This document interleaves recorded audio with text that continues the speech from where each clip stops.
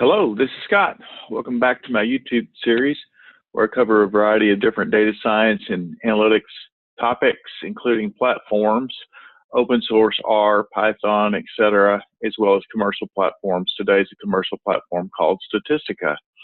And this is going to be a hands-on session, a how-to in Statistica, and we're going to talk about simple multiple regression models. And I'm going to break this up in two. I'm going to show you how to build a model in this session, and then we'll check assumptions the next session. So let me get a data set, and you have this data set with Statistica. So open examples, and then data sets. If you type in P, it'll take you to the data sets that start with P, because there's a lot of them here. And then I'll select open for poverty.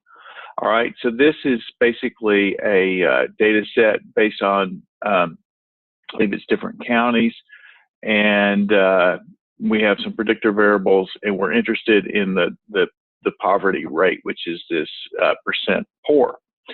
So what we want to do is we want to do multiple regression. If you go to the statistics tab at the top menu, and then click on multiple regression, this is the introduction panel to the multiple regression platform, and you can go to the advanced tab and you can actually, do descriptives to begin with. You can do a lot of different things here, and you can also we have some advanced options as well, stepwise, forward, backward, and even constrained regression.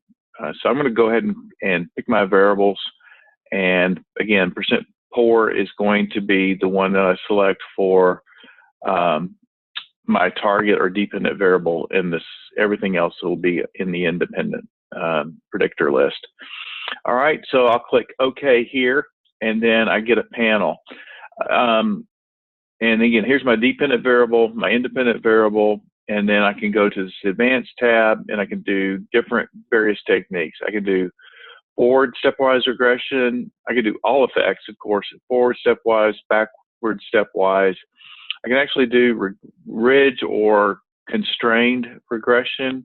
I'll probably do a follow-up on that. This is where the coefficients are constrained or penalized, and it builds typically a more robust model, especially for certain types of data. So today we'll actually do forward stepwise. And when I do forward stepwise, I get a panel and I can select my F statistic to enter. This is a fairly low F statistic. It's a 1, and the number of steps, etc., and then even descriptives. But I'm going to do a simple stepwise regression at this point, and then I'll click OK. At this point, I can review some of my results. Let me cover a few of these. Again, my dependent variable is percent poor. The F overall, for the overall model, all predictors in, is 16.7, which is very high, which results in a very, very significant p-value. Here are my degrees of freedom. 524 means that I have 5 degrees of freedom for the parameters. This is for the F statistic, and 24 degrees of freedom with N, the sample size, minus P, the number of parameters. So it would be 29 total N and observations. Actually, I'm sorry, 30, because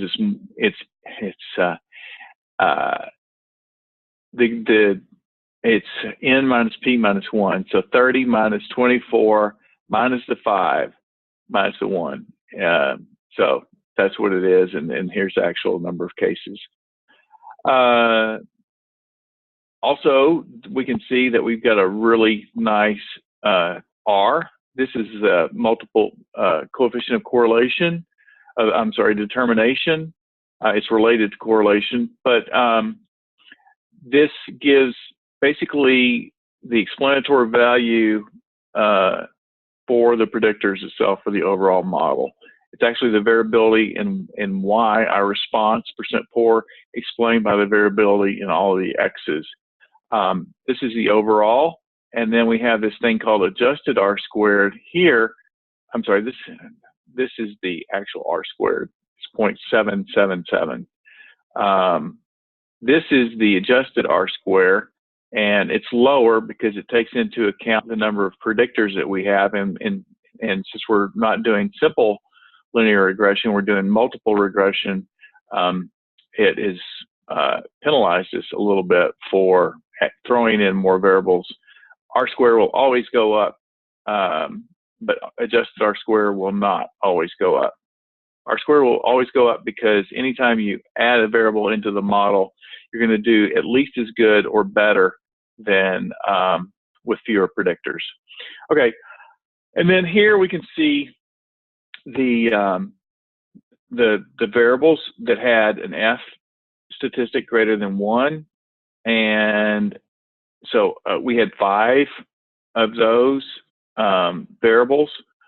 We started out, I think, with six different predictors. Yes, 6 different predictors. So one of those predictors didn't even have an F value of 1.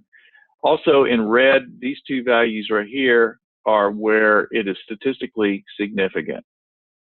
So let's just take a quick look at that and get a summary. Whoops, hang on. Let me cancel that. That's not what I want. I want the overall. Well, I want the overall summary results. This is the one that I want. Okay. So here is our summary. A lot of these statistics we just saw, but this is a summary table, and here's the actual coefficients and the standard error of each coefficient and the p-values. So again, these 2 values are statistically significant, and we can play back and forth with which parameters we want in the model. Let me show you what it would look like if I chose a different F to enter for stepwise. So again, here's the stepwise value, and I had 1. So what that's doing is it's allowing this percent phone, number of employees, and age to enter the model, even though they're not statistically significant. And I may want that. I may want those included in the model. I mean, this one is 8 p-value of 0.09. This percent phone's pretty high, but what if I were to be a little more picky? Let me put an F to enter as 2 and click OK, and then this time I can see that I have a model where I only have these 2 significant values in, and then this would give me this model. And I can go back and forth and play with these models until I determine the ultimate model that I want.